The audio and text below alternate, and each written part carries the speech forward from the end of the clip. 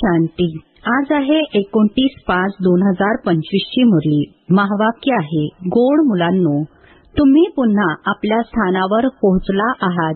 तुम्ही बाबांद्वारे रचता आणि रचनेला जाणले आहे, तर आनंदाने रोमांच उभे राहिले पाहिजे. प्रश्न आहे, यावेळी बाबा तुम्हा मुलांचा शृंगार का करत आहेत?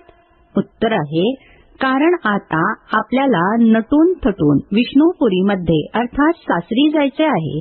आम्ही या ज्ञानाने सजून विश्वाचे महाराजा महाराणी बनतो. आता संगमयुगावर आहोत.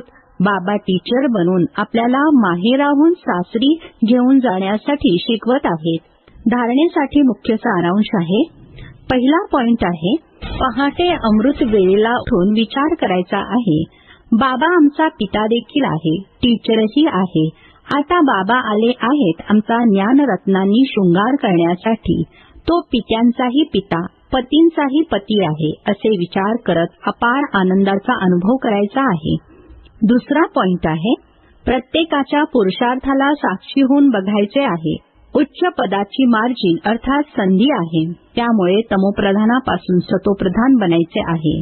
आजचे वरदान, वाईसलेसच्या शक्तीद्वारे सूक्ष्मवतन किंवा तिन्ही लोकचा अनुभव करणारे श्रेष्ठ भाग्यवान भव. स्पष्टीकरण आहे, ज्या मुलांकडे वाईसलेसची शक्ती आहे, बुद्धियोग पूर्णपणे रिफाईन अर्थात शुद्ध आहे, अशी भाग्यवान मुले सहजच तिन्ही लोकांची सैर करू शकतात.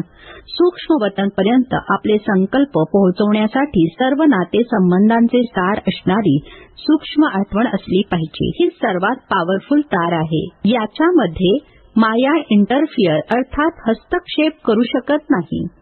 तर सूक्ष्मवतनच्या सौंदर्याचा अनुभव करण्यासाठी स्वतःला वाईसलेसच्या शक्तीने संपन्न बनवा. स्लोगन आहे, कोणत्याही व्यक्ती, वस्तू आणि वैभवाप्रती आकर्षित होणे म्हणजेच कंपॅनियन बाबांना संकल्पाद्वारे घटस्फोट देणे आहे. ओम शांती.